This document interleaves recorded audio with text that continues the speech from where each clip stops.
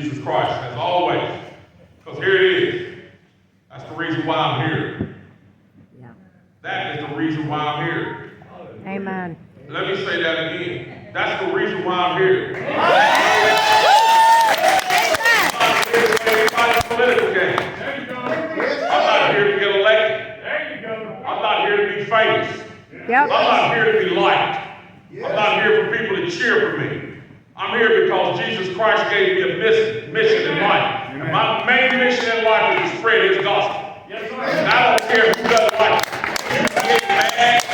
You get mad as hell because I'm standing up against hell all you want to. That's my main goal in life. And I'm not going to back down from it. Because God has given me a mandate from heaven and told me to preach his gospel.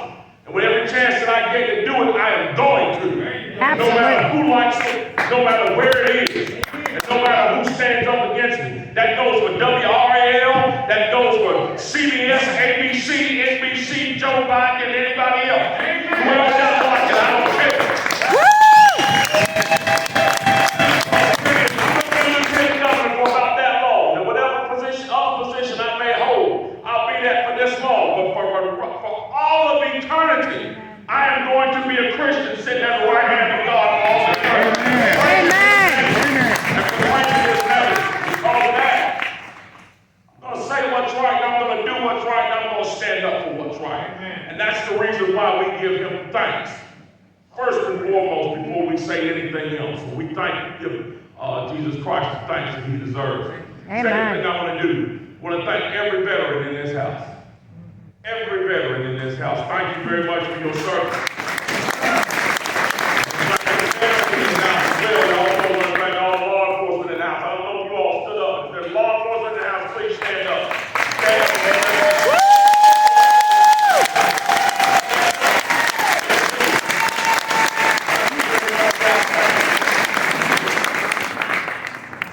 You know, guys, we got a problem in this country. We got a problem, and here it is. Yep. We have a problem in this country because everything right now is lopsided. It's lopsided. You know, people tell me that there's some stuff I shouldn't say.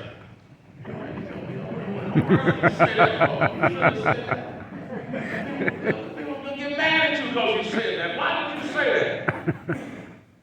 You know, and it confounds me when people ask me why I say certain things. Why are you asking me what I'm saying? Why are you coming to me telling me I should be quiet? That I should shut my mouth? That I shouldn't say certain things? That I should hide my truth from people? That when I'm in the pulpit at church, I shouldn't preach the gospel of Jesus Christ? That I should somehow tamp it down a little bit so I don't offend people? Let me tell you about being offended. I'm offended. Amen. I know why I'm offended. I'm offended because I can't sit with my grandchildren and turn the television on and watch television with my grandchildren anymore without having to explain all types of adult situations to them because people are putting any and everything on television and don't care about who they are being. They don't care about everything on television. They come right inside your house and do it. I'm offended because you can't send your kids to public schools without worrying about them coming back home to you the exact opposite that you set them off. Amen. Let me ask you a question. Why is it that WRAL and every other news station and the governor is worried about what I said in the church, but doesn't seem to care about what's going on in our schools with our children? Amen. They have the right to go into my church and preach that gospel about the LGBTQ community. I have the right to preach my gospel in my church as I see fit. Amen. Everything is one-sided because the other side always claims that they're offended. Well, again, let me tell you who is offended. I'm offended. I'm offended when I sit and I watch my television and I see Joe Biden coming on television talking about giving $450,000 to somebody who snuck across our border because they were temporarily separated from their families. Do I need to tell you about the folks who were permanently separated from their families serving this nation? That you only give $100,000 and a folded flag to? Do I need to remind you of them? You see, I am offended. I am offended when I sit back and I look. I'm real offended when I have to go fill up my Chevrolet Silverado. Matter of fact, my wallet is offended. Cries every time they see me pulling up to the gas pump. I saw a guy pull up to the gas pump. He was getting $10 worth of gas on pump number 3. I said, where you going? Pump number 4.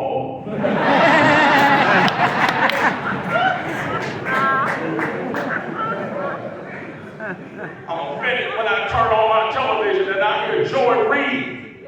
Oh, yeah. Saying that a 17-year-old boy who was fighting for his life on the street of Kenosha is somehow white supremacy because 3 Antifa thugs attacked him and he had to shoot him dead. And she calls that white supremacy.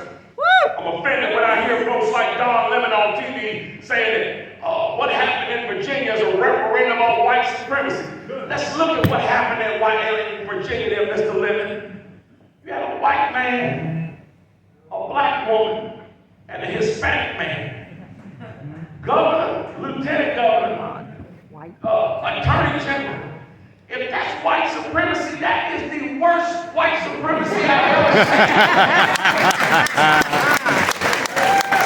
White supremacy was not doing it right. I'm offended at these people that come on television and talk such nonsense. I'm offended when I hear parents say that their children come home. They said they told them, and this is a real story. Guidance counselor took elementary school children, lined them up in school, and had them point out their body parts in front of the whole class. Oh, yeah. You see, I'm offended when I hear that. I'm offended when I hear that. Oh, yeah. School board member, elementary school teacher took an elementary school class into a gay bar. Oh, yeah. As a field trip. I'm offended when I hear that. Now, why am I saying all this? I'm saying all this because here it is.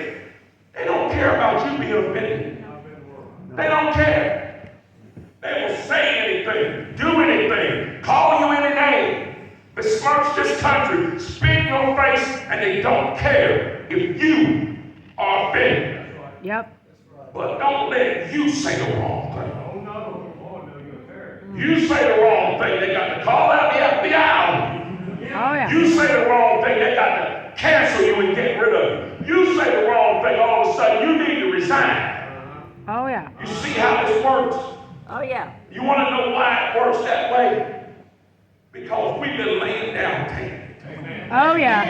Amen. We've been laying down and we've been taking. Yeah. Well, I'm here to tell you right now, I ain't gonna take it no more. Yeah. Woo!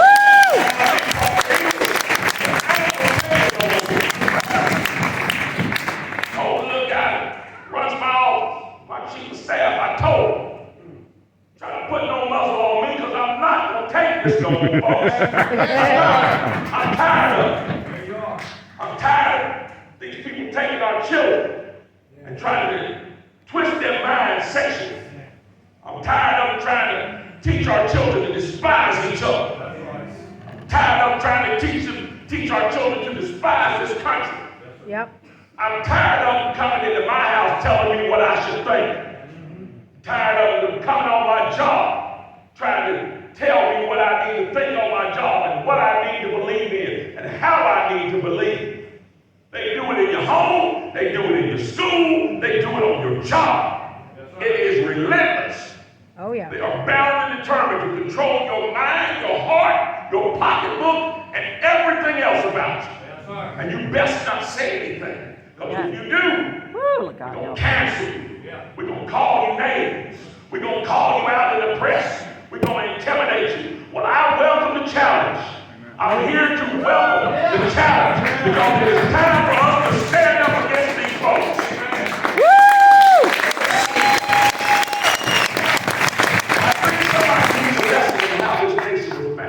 Oh, yeah.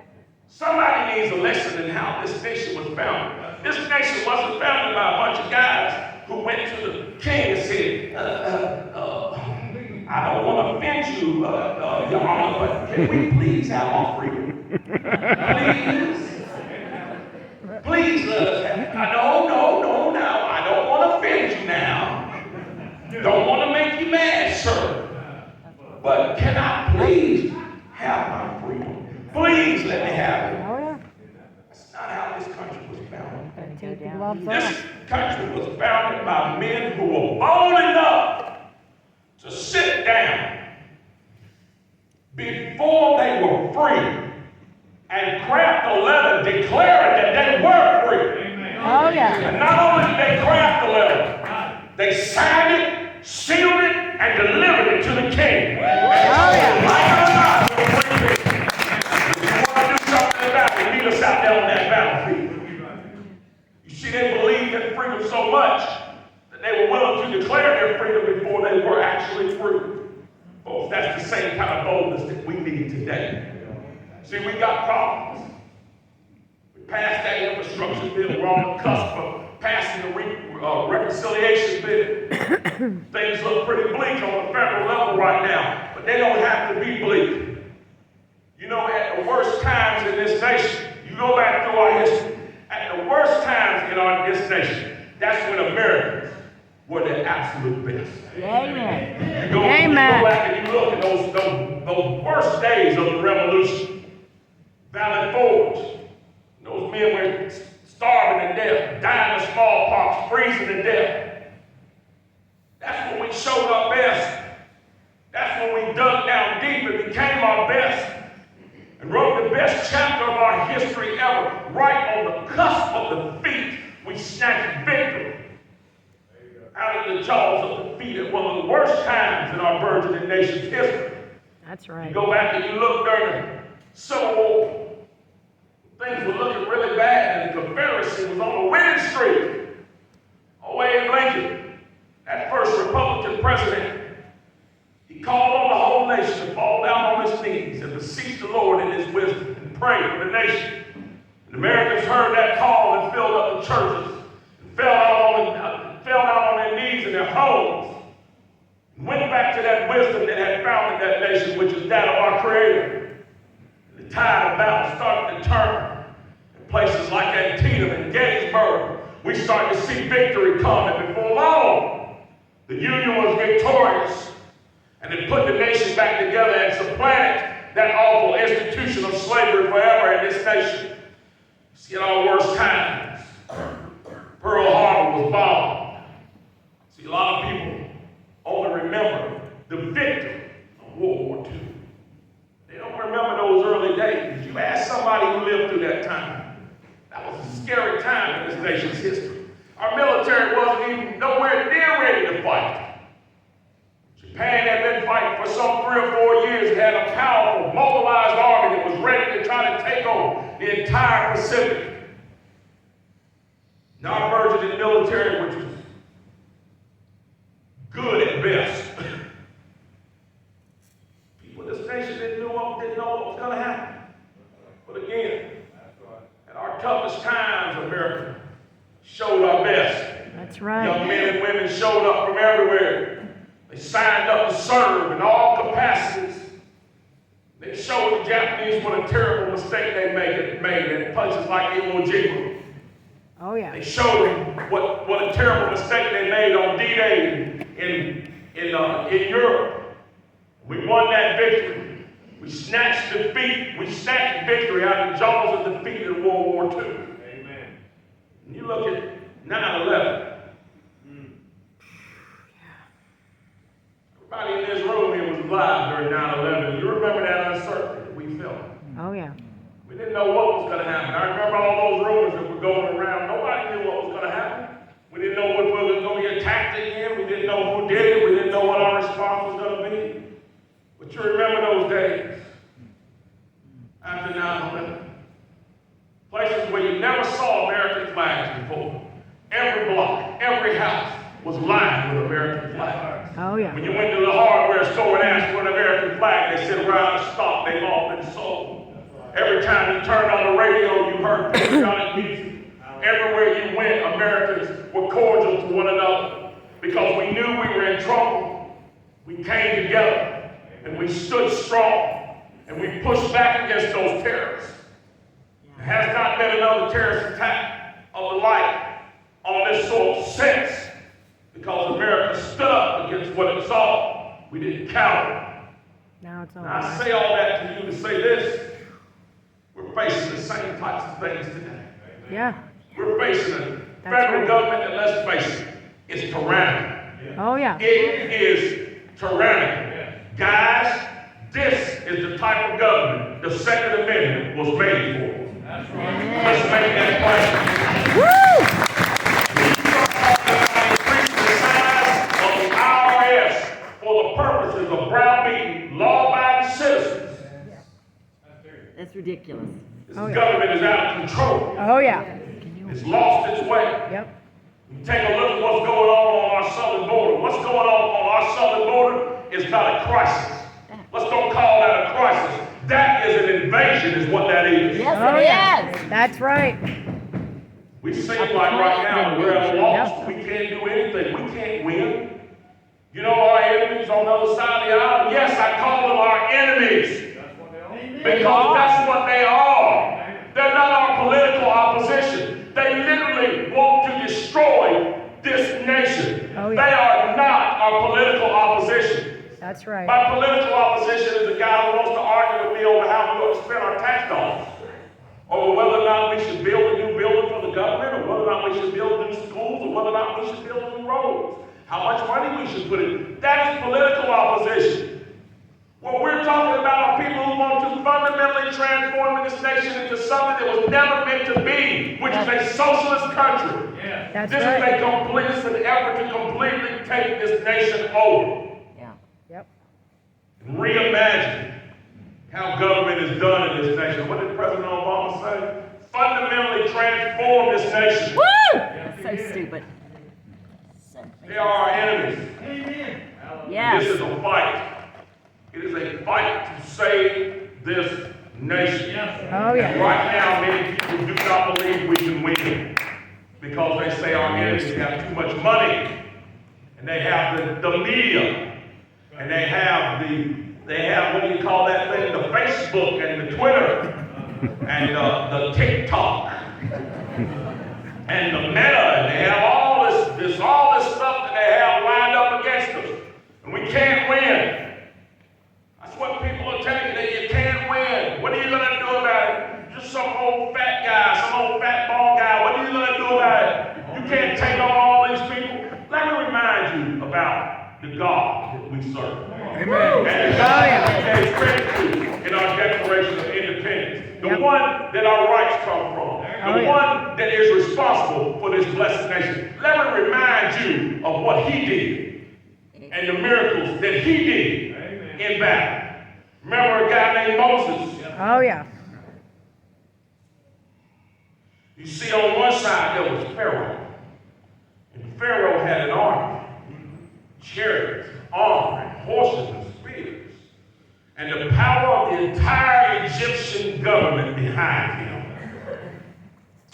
Moses, who opposed Pharaoh, was an old man with a stick.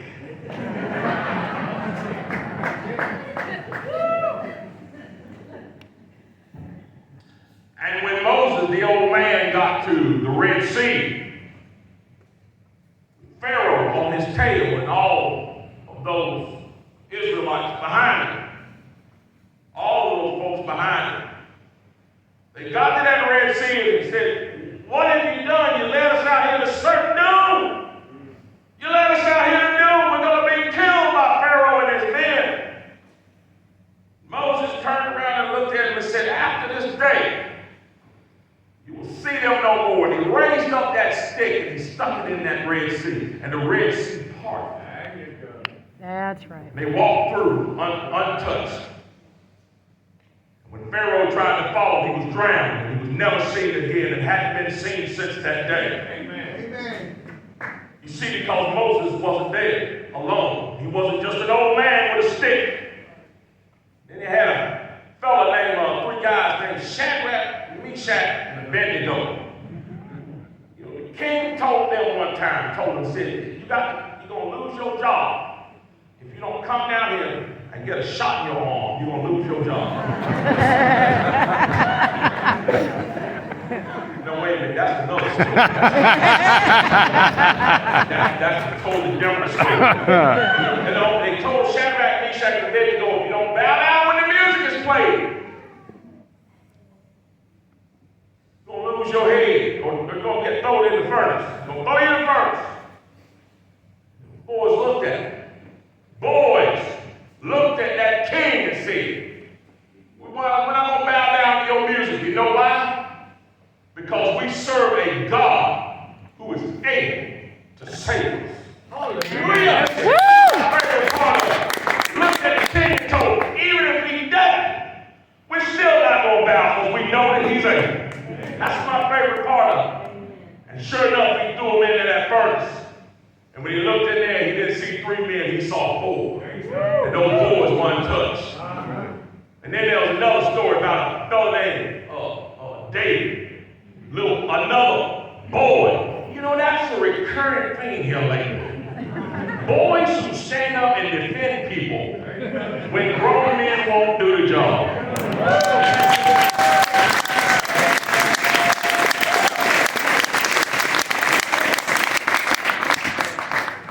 David was a boy with a sack of rocks and a leather sling, facing a giant.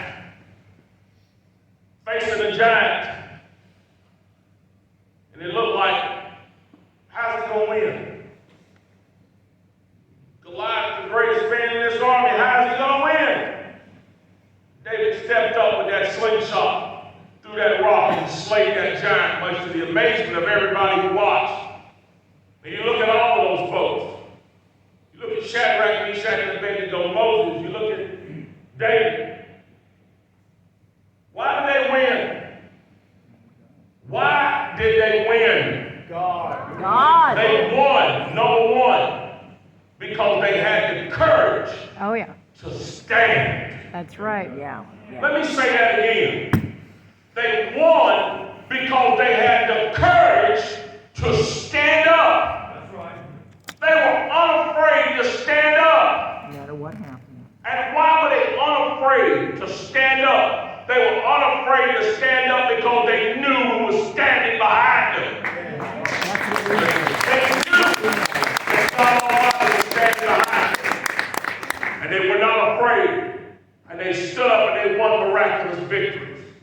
The same thing can be true for us today, folks. Oh, yeah. The same thing can be true for us today. The days of us sitting back and being offended at home while other people sit in the driver's seat and decide how you and your children and this nation will live should be over, because it should not be up to them. It should be up to you. That's right. But it can only be up to you if you have the courage to stand up. And you'll only have the courage to stand up if you know why you're standing and who is standing with you. Absolutely. So, that's what we have to do in this nation today. We have to decide who we are. We have to decide whether or not we are weak, ineffective, jellyback people who will go to Washington, D.C., go to Raleigh, and get along to get along, or we have to decide whether or not we're going to be the sons of barefoot patriots who stood on Bunker Hill and told the king, we will not bow down to you. And we need to be those folks. That's who we need to be. We need to be the sons and daughters of those who fought to give us this nation and make it free. Amen. Amen. We stand up with courage and conviction. We don't need to be afraid anymore. Folks ask me all the time, why do you say the stuff you do? Don't say that stuff. People are going to get mad at you. I got news for y'all. They're mad at you just for sitting in this room. Amen. Oh, yeah. Yes, they are. Oh, yeah. They're mad at you just because you got an R beside your name. Yep. They're mad at you because you got an American flag hanging in front of your house. They're mad at you because you got a Blue Lives Matter flag on your car. They're mad at you because you got a cross around your neck and Jesus Christ in your heart. Amen. They're already mad at you. You know whether or not the war has already begun. The only question is whether or not you'll get out of the foxhole and join the fight. That's the only question that exists right now. Oh, yeah. So I'm asking you right now, are you ready to get out of the foxhole? Amen. Amen. Go ahead and tell it. WRL already knows I'm in the fight, man. There you go. I'm not going to be quiet anymore. You're not going to take my grandchildren off and go pervert their minds with all this sexual talk. You're not going to continue to turn these public schools into cesspools where you teach people to hate each other and adhere to all kind of immorality. You're not going to do it anymore. If I got anything to do about it, I'm going to speak up, speak out every chance I get. Now, somebody asked me, what is it that you can do? What can we do to fight back? Here's what you can do. The number one thing you can do is have a conversation with yourself in the mirror and ask yourself, are you ready to fight? There you go. There you go. Because Oh, I'm yeah. going to go ahead and take it like this. If you ain't ready to fight, we don't need you. Oh, yeah. And I'm talking specifically to folks in office and people think about running for office. The one thing the Republican Party does not need anymore, we don't need no more weak, jellyback, get-along,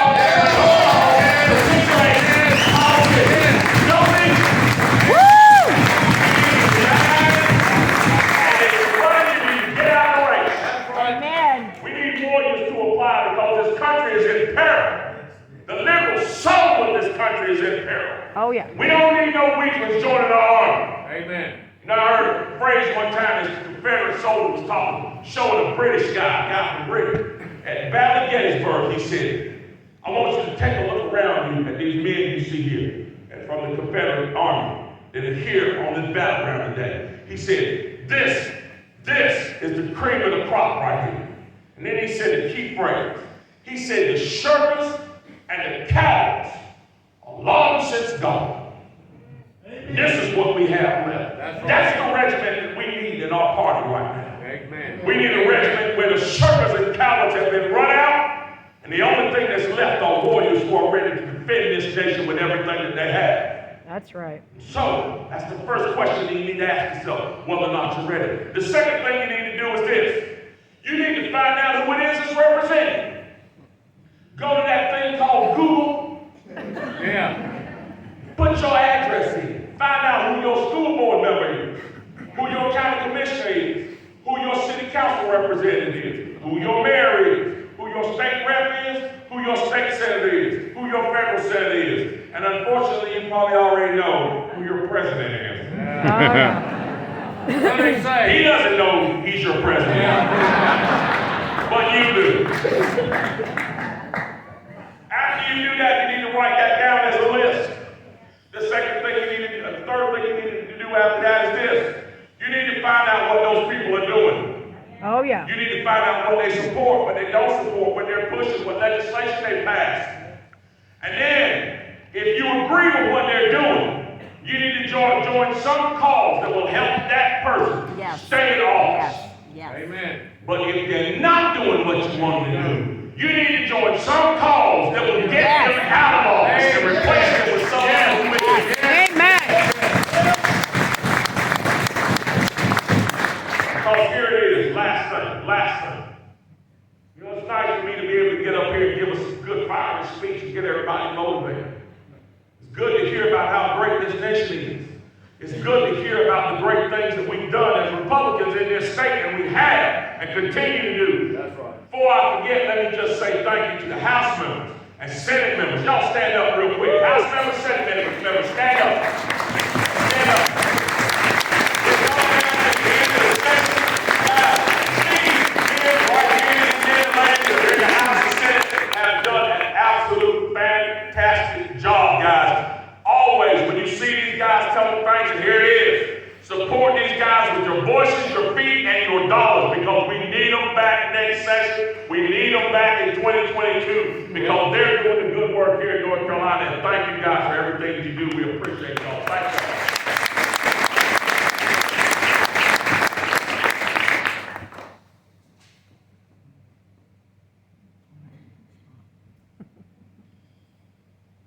But this fight is not about us. It's not about me. It's not going to be won by me. It's not going to be won by Chairman Walker or any senators or any of these other elected officials. fight is going to be won by you. Amen. Amen. This is government of the people, By by the people, for For the the people. There you go. And guess what? We the people. Oh, yeah. Yeah. We Yeah. the people. And we gonna make it happen. We're the ones who are gonna save this nation. You are the ones who are going to save this nation. Everything that Chairman Watley talked about, all those things that you do, making phone calls, making donations, all of them.